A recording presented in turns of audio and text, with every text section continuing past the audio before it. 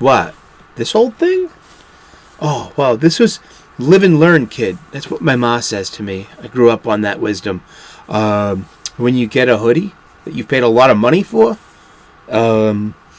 make sure you put like a double or triple knot on each side of the drawstring, or you'll lose it. When you get it home, your brand new hoodie, just tie it in a knot. Tie it, that's it. Now it's done. Now you're not going to lose the string on your hoodie. Live and learn, kid. Live and learn. Hello. Welcome back. Once again, it is time for the Comics Coffee Table. I'm going to be futzing with my hood all show long. Why not? It'll give me something to do. You know what?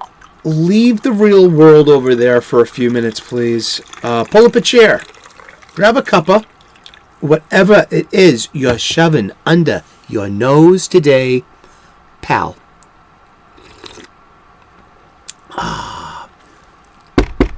Sit at the Comics Coffee Table with us. Welcome. And it's every day, 3 p.m. U.S. Eastern. We take a couple of minutes and talk about comic books. Because it's like fun. And we need a break. We need to take a break from things. And you know what? We're going to get back to the real world in just a couple of minutes and take care of our problems. We got to run our business, or our business is going to run us. That's the truth. Okay? And it applies for a lot of things. Like, you got to run your feelings. You got to run your moods. Or they're going to run you. I think you could pretty much apply this to everything in life. Except for children, apparently. But I'm not a parent. Lee? I love the puns. They just come to me. People at work are like, ugh, where do you get this? Where does it come to you? And I'm like, I am just Christian as flute, baby. That's it. Oh, thank you so very much for tuning in. If I'm able to, I'm going to catch the 3 p.m. U.S. Eastern live chat premiere. There's a great group of folks in there hanging out, talking about comic books every day. And new faces show up all the time. Everyone's welcome. We just say be cool, be kind, and be comics, huh? Hey, maybe I should put that on a t-shirt or a coffee mug or a bumper sticker. Indeed. Thank you so much for tuning in. This year we are rebagging, reboarding, reboxing my entire comic book collection. Wasn't my first collection. This is probably my third lifetime collection.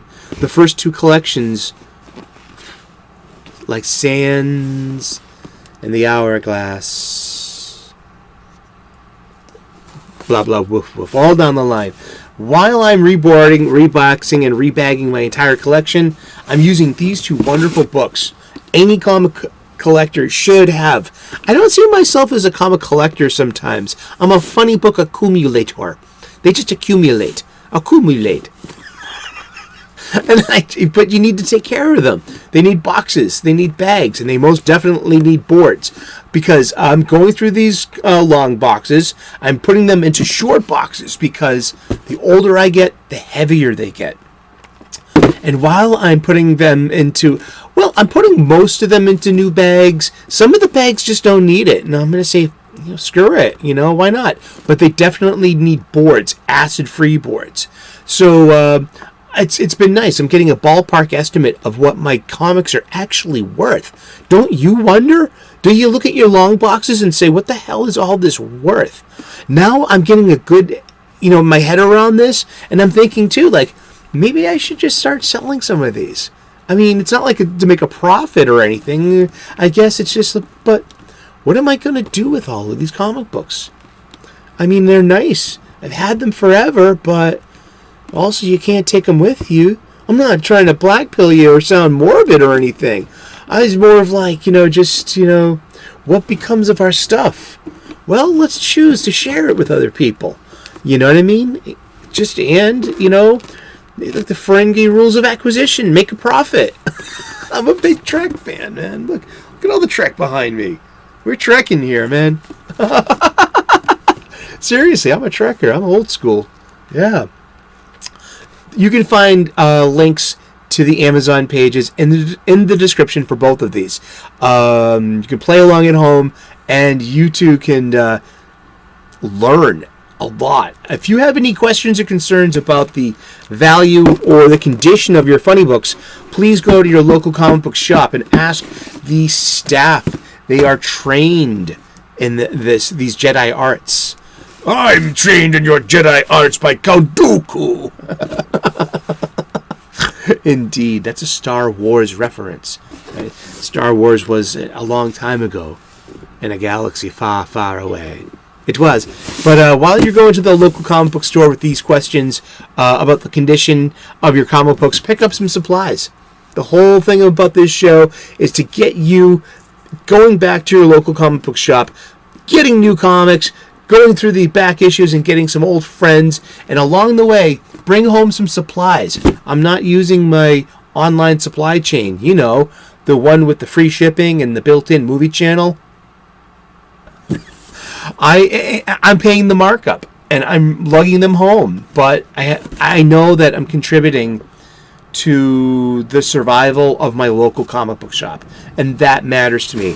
Our local comic book shops, that's the crux of our culture. It's where all these comic book shops, this comic book conversations happen.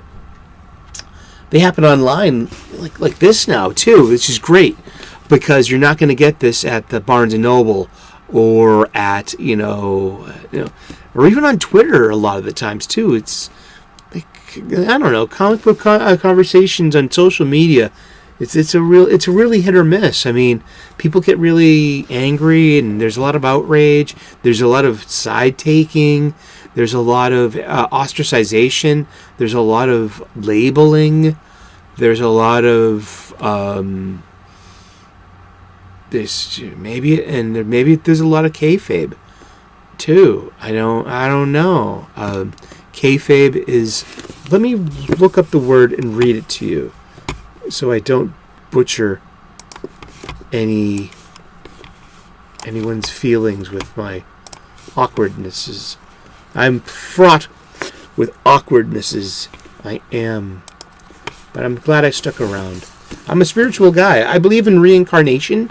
So, I just, think about it and talk to somebody if you're feeling low.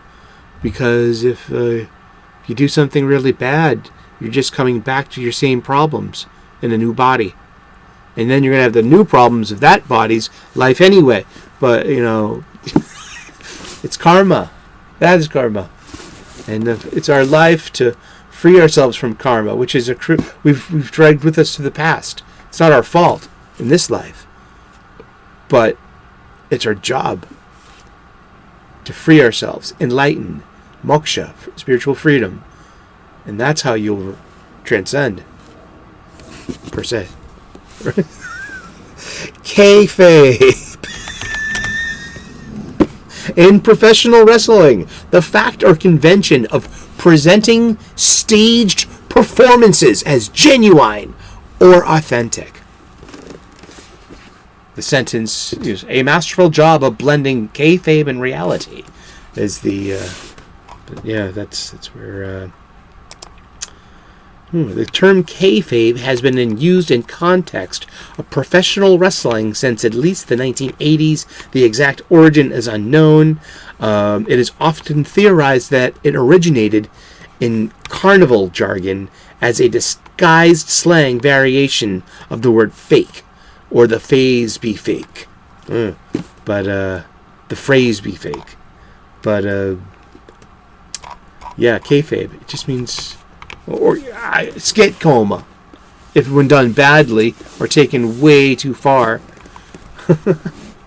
And I was watching a Super Bowl once, and the two announcers had 60 seconds or so to interview some some celebrity of an actor who is got notoriety with a beer commercial. I like the pause button. I just sneezed and it was like Captain Bud Light or something like that. And he wouldn't break character, and so they cut him off mid-sentence, and they just like went right back to like an infographic. He was like, he's in good coma, and it's, aw. I was listening to Top of the Pops about a decade ago on BBC Radio 1, and the Opa Gundam guy was being interviewed, and he had a translator, and he was such a goofball. And the DJ was just like, not having it. And the translator said something to Opa Gundam. Was that it? Opa Gundam style? Was it Gundam style? It's not Gundam, is it? And he straightened right up, and because he realized he's on BBC Top of the Pops or something, or it was the BBC countdown show every Sunday. You still listen to it. It was like when pop culture and music peaked for me. I listened to that show for like a couple of years. It was great, and I am titanium. But yeah, it's hard to be a comic book fan these days on social media. I mean, there's just a lot of tribals, a lot of tribes, a lot of tribalism, and a lot of bullshit. And you just gotta be enlightened to stay above the bullshit. And there's a great quote in Act 1 of Apocalypse Now, the Francis Ford Coppola in a war movie. And then when Captain Willard was getting his orders from the CIA operatives, they say in Vietnam you need angel's wings to stay above the bullshit. And but yeah, we can grow these angel's wings by striving for enlightenment, realizing that we need to reconcile our karma and to stick around in order to do it. Seriously, I'm a spiritual guy. Stick around. You never know. The X-Men could get better. Hey, you know what would be interesting 2 years from now? If we're doing a daily show talking about X-Men. I'm going to avoid the entire Krakoan saga. And if they can write that ship, because all they need is a good writer. Seriously, they need to bring it back to Graymalkin way. They need to bring the mansion, the danger room, the uniforms, classes. There's got to be a way with because X-Men. Oh gosh, I just to the X-Men. It's not a sexist title. Oh gosh, there's no winning. It's books all the way down. It really is. It's turtles all the way down. It could be BS all the way down too. While I'm going to my local comic book shop, I am buying these short boxes. I assemble them at home, so every time I need to put together a short box, I put on a quick demo on how to assemble a long box. Every time I kind of forget something, or it's a tactile thing. You just got to really remember how to do it, and just like it just comes together, And the secret is don't rip it. It's corrugated cardboard, so it's basically paper in a way. But go to your comic book shop. Get some acid-free boards. Your comic books need boards. I know this because I never used boards, and now that I'm grading my own comic books and trying to get a value of what the collection's worth, I would seriously have the ones that would have serious value aren't that valuable. Don't have that peak value because the simple fact that I didn't use a board. A lot of my comic books suffer from what's known as spine roll, these cracks on the spine. This book is amazing. It's going to show you, these. It's going to show you examples of what to look for. Like say a 5.0. That's the middle of the 10-point scale. Oh, look at that! I want that comic book. That Shazam. I love Captain Marvel, and to finally be teamed up along with Superman. And the story. We talked about Fawcett Comics so many times last year during the golden age of DC Comics because Shazam used to be in Fawcett Comics. National Publications, what became DC, their direct competitor. and that Captain Marvel was so National proved in a court that Captain Marvel was ripping off Superman. And so, and all that litigation and notoriety and courts and fees and settlements and everything that bankrupted Fawcett. So Fawcett eventually sold the rights. First, it licensed its rights to Shazam here in the early 1970s. This is from Shazam number 1, 1973. Oh, wow. I would have been a year old or less when this came out. And this is Bronze Age. A Bronze Age baby. Maybe I can find a copy of this. It's some kind of birthday present for myself. Wow. And this is a 50-year-old book. I mean, and we're still talking about these characters. These two characters here just had movies. They've been on screen this year in movies. I saw Black Adam. That was Henry Cavill. He was in the Superman suit. Yeah. I haven't seen Shazam 2 yet, but I hear it's pretty fun.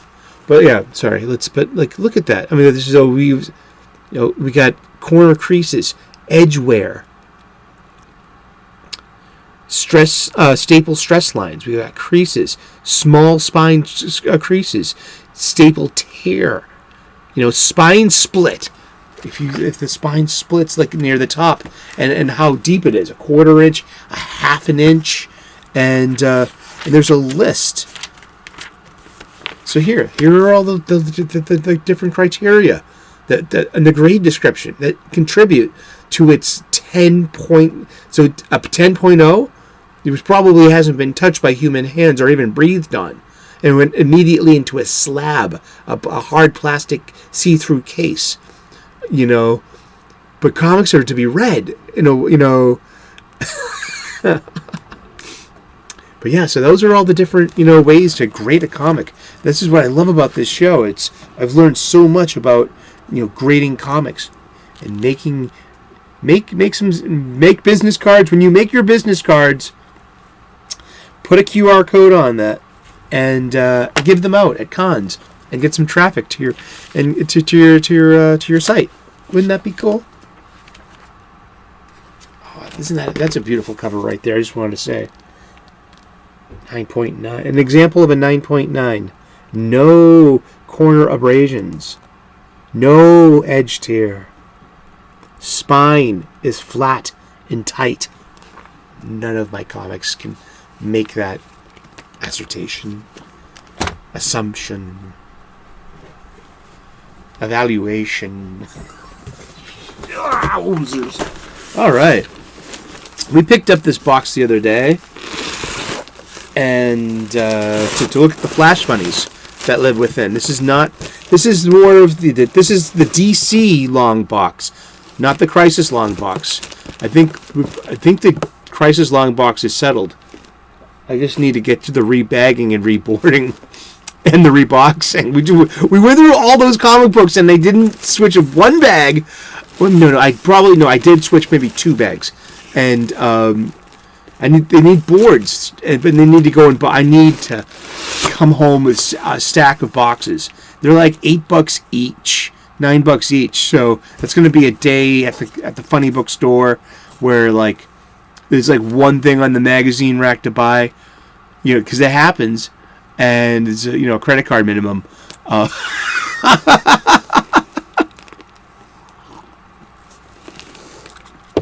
But yeah, I think I need to buy about 4 or 5 short boxes just in order to, okay, let's do it.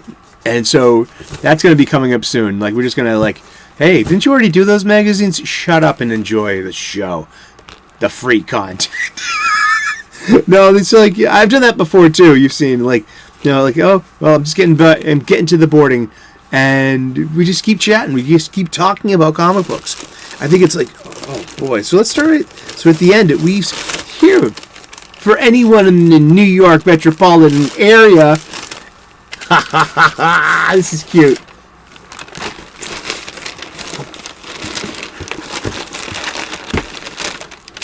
We've all seen this. Okay, a new release Sundays. I love it. This is the nondescript comic book bag that you get from the comic book shop.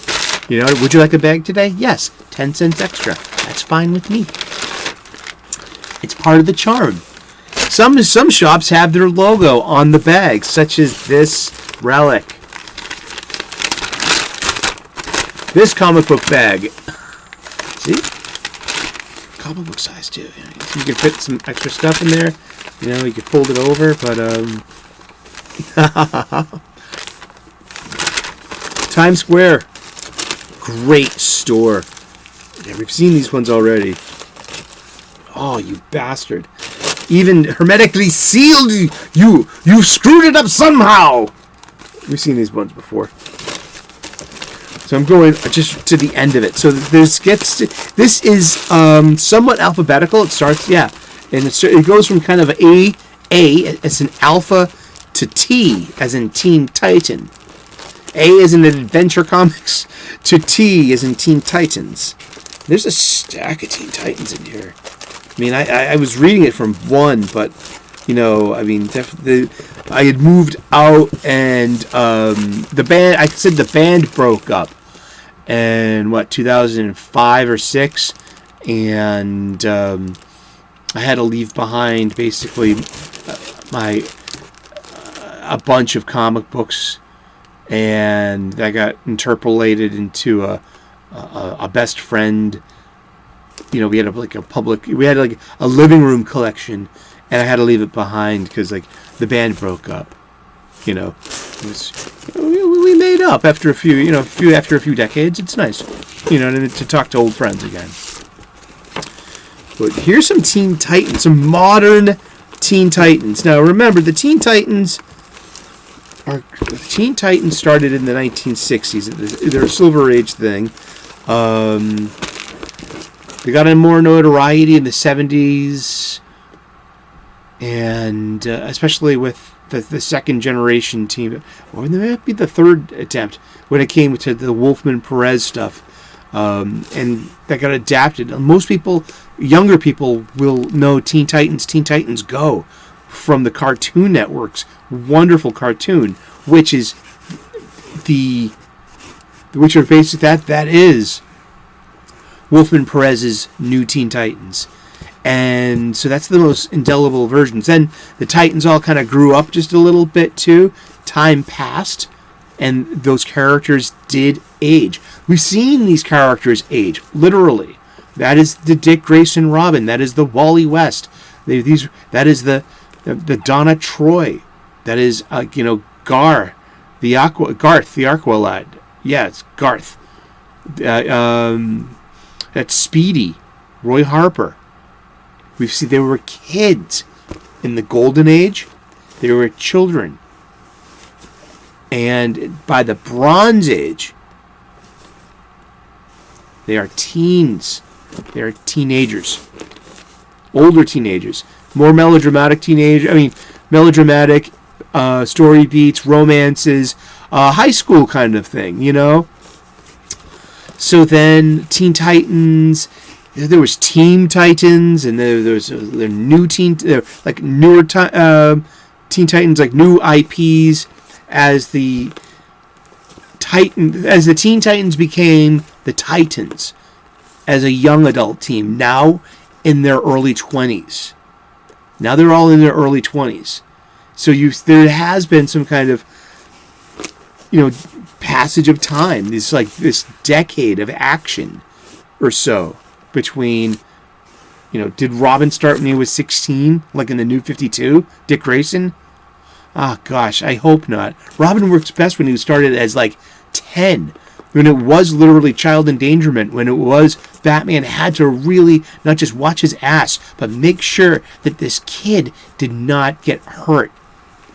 And this is a superhero world. It's not child endangerment. That's the intersection of the real world values. This is abandonment. This is escapism. This is entertainment. This is about fun. And it was made for kids to have fun. And this is like a small stack of early 2000s Teen Titans. Let's see. And so the Titans grew up, and then there was Young Justice. And then there was the Young Justice TV cartoon as well, But Young Justice was a precursor to the post. It was around. I don't know if it was post. It wasn't post Infinite Crisis, because Infinite Crisis had the Teen Titans front and center, and especially confronting Superboy Prime that first time, and some of those like fourth generation Titans were mercilessly killed by Superboy Prime.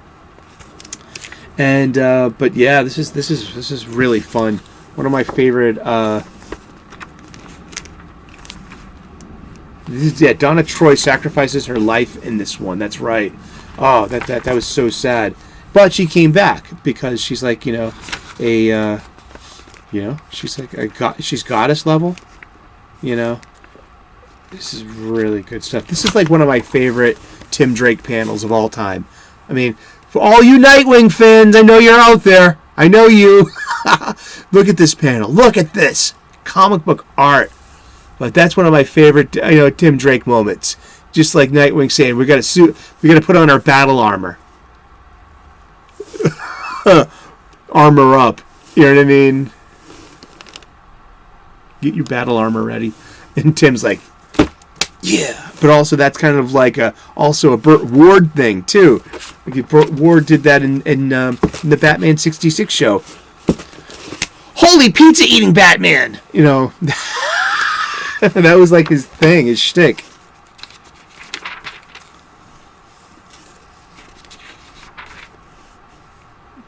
This is great. That's not Superman. That's It's a Superman robot. One of the Superman robots that take care of the Fortress of Solitude, and they have like a fractional portion of his might. And this was fun too. Okay, Humberto Ramos, Todd Knock in here, who I've been pointing out on Stargirl and the Lost Children. It's wrapping up next month. It's current. It's really fun. This is great. Look at that. I love Humberto Ramos's art. Look at that. Those are Teen Titans. Kid superheroes. Why can't Tim be 15 again? Look at that's Connell Kent. That's Bart Allen. Bart's about 13. He's younger. He's the youngest of the bunch, and he's the most immature as well. But look at the design of that costume. I love the big feet that Ramos draws. But this is like so much fun. And then some fifth dimensional inquiry happens, and that's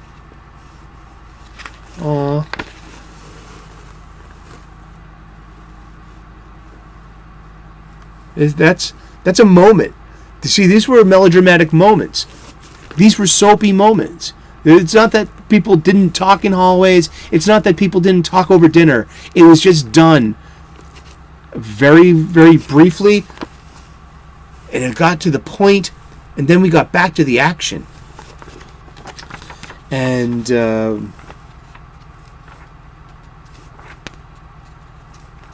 yeah, this was really fun. But back to the Teen Titans. Jeff Johns restarted the Teen Titans with a new number 1 and his own kind of his own character Impulse. He made into the second Kid Flash, adopting the yellow uniform and the red boots, and Bart is like his grandpa Barry. He's very, very, very intelligent. He's just wicked immature. But after Deathstroke, the Terminator, took a shotgun to his knee, he kind of wised him up a little bit. Yeah, and I didn't get a lot of them. But there's the 1 year later Teen Titans. Because the Teen Titans suffered a huge body count during the Infinite Crisis with the death of Connor Kent. This was a good one because this was this is issue 23. This is 2 years into the run. And this is... Okay, let's look at the Indicia colophone real quick. I'm going to wrap the show up. But, this is in great condition. The spot... Oh, let's look for dings. We will find some ding. Oh! Here we go. Spine roll. But the corners are nice. This is a little bit of roll right there. You can see that. A little bit of warping. But this is really fun. This is the Teen Titans versus Dr. Light.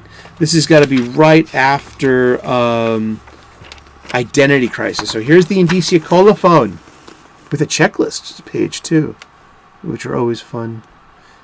Teen Titans 22, June of 2005. It doesn't have a volume number. And here's the checklist. Oh, there's Speedy. See? There's Bart. Is this kid? I love that. You can see him in two different places. That's just, remember, that's his attention span. Look, that's Tim. There's Connor. They're best friends. This is a great team because you had Cyborg, Raven, and Beast Boy as the adult supervisors of this new Teen Titans, and they're all kid sidekicks. So they all have outfits reminiscent of their adult hero. That's the new Speedy. That's Roy Hart. That's Mia Dearden. She's Green Arrow's new Speedy. There's Cassie Sandsmark, the Wonder Girl, Tim Drake, Robin, Con-El, the Superboy, Bart Allen, the Kid Flash, and and Starfire's in the mix too. But this is great because Dr. Light was magically lobotomized by the Justice League of America for the grievous assault of Sue Dibney and an Identity Crisis, and after that became a laughingstock, C-list kind of threat and became like the Teen Titans adversary because he was that much of a goofball. But now with his memories restored, he is on a vengeance trip. So it's going to take all the Teen Titans ever to team up to take down this, beastie bad guy. Yes. Really cool stuff. And we can see from the corner, too. I mean, look, that's the old DC Bullet logo. That's been going on since the 70s. All right? And we go from here to the liquid drop. We go to the swirl, and then we go to the liquid drop, right? It came first. The liquid drop came after this, I think. We got to wrap the show up. We've been talking about comic books, and we're going to talk about comic books every day for the rest of the year. So thank you so very much for tuning in today. I love that Tim Drake outfit. But see, he is a little older in this because this is like 1 year later than some of that earlier stuff. So we get to see these heroes age, which is good and bad for their adult counterparts. The aging of the kid sidekicks. It's like, I don't know. I mean, like, how you supposed to keep it could be the reasons for crises to keep on having to rewind the watch. Thank you so very much. God bless. Namaste. Good luck. We talk about comic books every day, 3:00 p.m. U.S. Eastern. Subscribe. Turn on those notifications. Ring that bell. Join the conversation in the live chat premiere, and also keep the comments coming. That's how the conversation continues. God bless. Namaste. Good luck. We will see you again tomorrow in those funny betas. Ciao. Bye-bye.